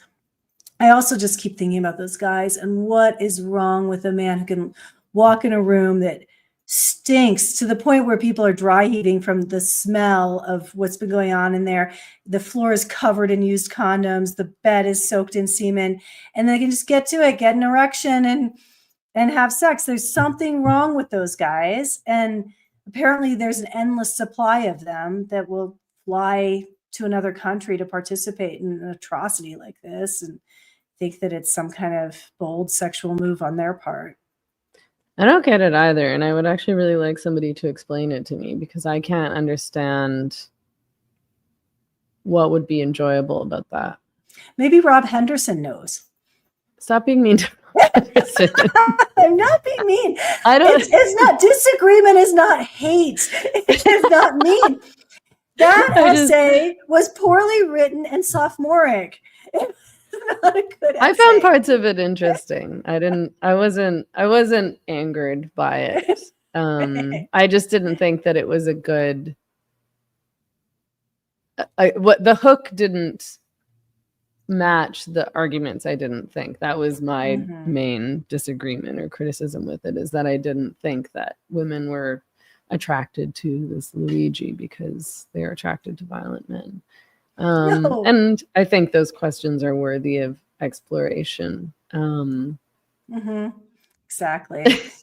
Well, I'd be interested in what the evolutionary psychologists who love to they were usually men, and they love to speculate about what drives female behavior. And to do that, they look at freaking chimpanzees, and nobody thinks that's sexist. But anyway, I would love to see how they would explain why so many men want to participate in running a train on a woman like that. It's in a room, a semen-soaked, disgusting room that smells horrible. Like, why? What's their chimp explanation for that? I'm just curious to know I'm actually curious to know what the men would say who are doing that, about why they would want to themselves do that. Yeah. Like, is it because this is something that they can fantasize about in the future? Is it about like their spank bank? Sorry for the gross term, but because I can't, is it just so titillating to them? What would be exciting about the idea of penetrating a woman that's just been penetrated by like 75 guys before you? I don't get that at all, because I would think a lot of men would be repulsed by that. Yeah, as it should be. It's repulsive. Yeah, be interesting. I mean, the chimp thing. Have you seen Chimp Empire? No, but I did watch Chimp Crazy and was really into it. Tell me about Chimp Empire. It's amazing. It's a documentary. It came out last year about chimps, and they follow this particular chimp community, and they are able to observe all sorts of really interesting social dynamics going on, and they really are quite similar to humans in a lot of ways. Like, it's just strange to watch because and they get hurt feelings, and they and their faces look a lot like human faces. They have human-like eyes and things like that. And so I mean, obviously we live in a society and we've evolved so much past that. So I've always been frustrated when people try to attribute behaviors to, animal tribes where they're killing off infants, for example, or killing off each other, just to compete for power or food or whatever, because we hopefully don't do that as a civilized society. But I do think it's interesting when it can sort of describe or point to explanations for our own behaviors. I mean, things like tribalism and fear of ostracization is all connected to evolution, because a long time ago, of course, if you were ostracized from your community, you would die. So being ostracized by your friends is actually a really, really scary thing, and was once a deadly punishment. But that's described by human evolution and actual human history. I just don't think we should be comparing humans to chimps. We're very, very different than chimpanzees in way more ways than we're similar. And what I see is these evolutionary biologists almost always use their chimp observations to make sexist claims about women. I just don't like it. I think there are enough. You can find enough justification for pathological female behavior within our own species. We don't need to be dehumanizing women by saying we're just chimps at heart. Well, I think you're right that it's like women are unique and have all sorts of weird, different attractions and behaviors. Like the men, as I said, the men that my friends are attracted to or partner with, I don't find attractive at all. For the most part. I'm like, okay. And I'm sure they don't find the men that I'm attracted to or who I partner with attractive at all. And I don't know. yeah, my best explanation for those kinds of things, honestly, is like family dynamic and how you grew up and how you were raised and what you were exposed to as relationship role modeling and stuff. I mean, I think that it's pretty accepted to say that if you had, you know, if your parents were in like a good, healthy, loving relationship, you're much more likely to be in a good, healthy, loving relationship as an adult versus someone who was raised in a, you know, observing a toxic or abusive relationship or Yeah. I'm not chimp thing. But did you watch Chimp Crazy though, about the ladies who adopt the chimp babies? Oh, that. See, no, I can get well, down with Nito, I that. think I watched the first episode and then I forgot about it. I have a habit of starting shows and then forgetting to follow up. But was like, did you enjoy it or did it make you angry?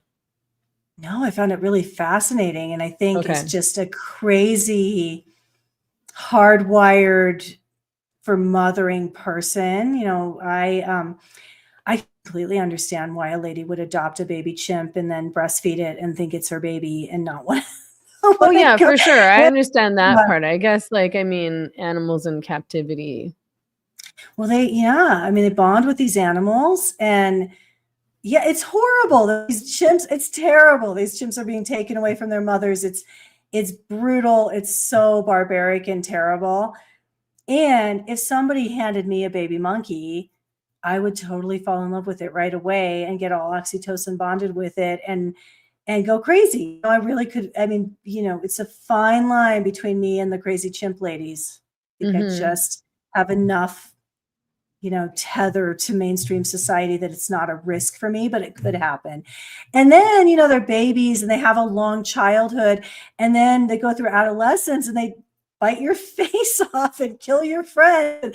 And they're really mad, you know, like they don't like their lives because they're not a human and they don't get to be a chimp, and they're being fed junk food. It was so fascinating. No, I don't think That's the part that I meant about being angry about, not the bonding part. Totally makes sense. But I thought, I mean, I didn't get far enough in to have a fair assessment of the situation, but I think I was like, this doesn't seem like a happy place for these animals to live or healthy. Yeah. No, it's very sad. I felt bad for chimps. Yeah. The women are very strange. I think like you can't, this is a subset of women with a problem, and they all have very similar pathology. Yeah, I'd like to see, you know, an evolutionary biologist like generalize their behavior to all women and then blame it on, you know, our primate ancestors. It's just, I find these women much more fascinating than the women who want to marry serial killers. That's just upsetting to me. But the women who think that chimp is actually their baby is more, you know, fascinating to me. Well, I think Jordan Peterson theorized that I'm gonna get, I don't want to get this wrong. I've gotten several things wrong in this stream that I feel bad about. I still feel bad about Chris Rufo. I know Chris Rufo is a good guy, and we blame him. I wish I could just delete that from the internet. But he theorized that women were like sympathizing with trans because it was like single women who never married and had kids were the ones who were like sort of misplacing their nurturing instinct to sympathize with the trans. And I was like, hey, like, hello. I'm not married and I don't have kids and I don't sympathize with male perverts in my bathroom. Totally. Like I just this pathologizing of, you know, single, unmarried, childless women of late is so oversimplistic and stupid. I think that they, you know, they were attacking that girl with the she had posted on X that she completed her PhD and her dissertation was something weird, but all theses are weird. Totally. But you have to, because you have to pick something that no one's ever written a dissertation on before, and that's very hard to do. So it's always something like very strange and specific. So this is something about like smell, race, or something like that. And all these people went after her, but some people went after her because they were like, this is the problem with you childless, unmarried women who aren't fulfilling your duty to reproduce, and instead you're putting your energy into these stupid PhDs or your stupid careers or your stupid all these people think that women who don't have kids are inherently and permanently unhappy and unfulfilled and need to cope for their mistakes in life. And that might be true for some women, but it's not true for all women. There's always been lots of women who are happily single forever and childless, and maybe childish too. We probably don't grow up in the same way women who are mothers do, to be fair. We don't have the same responsibilities that you guys do, but that's part of my choice. It's like, I don't want that responsibility. But like, it's this blanket assessment of all women that, I mean, men probably feel that feminists impose those kinds of blanket assessments on them as well. So I'm sure that kind of criticism could go both ways. But, as somebody who has that particular experience, I'm particularly like, why don't you just ask us how we feel? Like, I'm not jealous of your life. I really don't want your life. Your life seems awful to me. Not your life. I mean, the people who are saying this. Like, that's not, and I made my choices intentionally because I want to be happy in my life and I want to live the life that I want to live. And when I look at my friends who are married and have kids, I don't feel jealous of them. I think their lives seem boring and a lot of them seem really unhappy. True, some of them are happy as well, but there's patterns, but it doesn't mean that we all want the same things. And that we're all motivated for the same reason. Sorry. Do you ever want a monkey? Like, no. No. Just little dogs. Yeah. Chihuahuas, donkey, parrot, iguana. Oh my God. The monkey could walk the chihuahua on a leash. I don't want a monkey. That's never been a thing for me. That's okay. I mean, they're cute. You can have a monkey, and I'll keep collecting chihuahuas. No, that's a bad idea. Slippery slope. It's a boundary. It is a slippery slope. I should probably go though. It's been a great conversation, but it's getting late okay. here. It's been 2 hours. Sorry. Yeah, it's okay. It's been okay. Apologies to Chris Rufo and Rob Henderson. I still think it was a C+ essay. I think other work that he's done is exemplary. This essay. Did you read his book? Yes, his book is excellent. Oh, okay. Yeah, he's amazing. I think he's got some great ideas. I think the concept of luxury beliefs is absolutely brilliant, and I think he's got some enormous blind spots. And I want to hold him to a higher standard than that really poorly written, bad logic essay that he just wrote. I think he can do better than that. Fair enough. So, he probably wouldn't disagree with you. I mean, thanks everyone for tuning in. If you haven't already, please like and subscribe. And tune in next week. We're here at 5 p.m. Pacific, 8 p.m. Eastern every Wednesday. I'm assuming we're canceling the Christmas stream. Is that correct? I don't want to stream on Christmas. No stream on Christmas. So there's one next week, and then the week after is Christmas. Is that correct? I'm looking at my calendar. Yeah. No stream on Christmas, but everyone tune in next week. And you can find Mary Lou Singleton online at enchantedfamilymedicine.com, on Substack at Mary Lou Singleton, on Twitter at Singleton_ML. Am I missing anything? ML oh, I got it wrong. Singleton. Sorry. ML_Singleton on X, not Twitter. I still haven't managed to get that through my head. And I'm on Substack at meganmurphy.ca, or of course you can just search my name, Meghan Murphy, on Substack. I greatly appreciate paid subscribers. You get early access to all of my podcast interviews and exclusive access to video interviews. And also you get to support my work, and that ensures that I can stay independent. I'm on X. I'm very busy on X at Meghan E. Murphy, and I'm on Instagram at Meghan Emily Murphy. That's all I can think of. Yeah, thanks everyone for tuning in, and have a great night. Thanks, Mary Lou. Good to talk with you as always.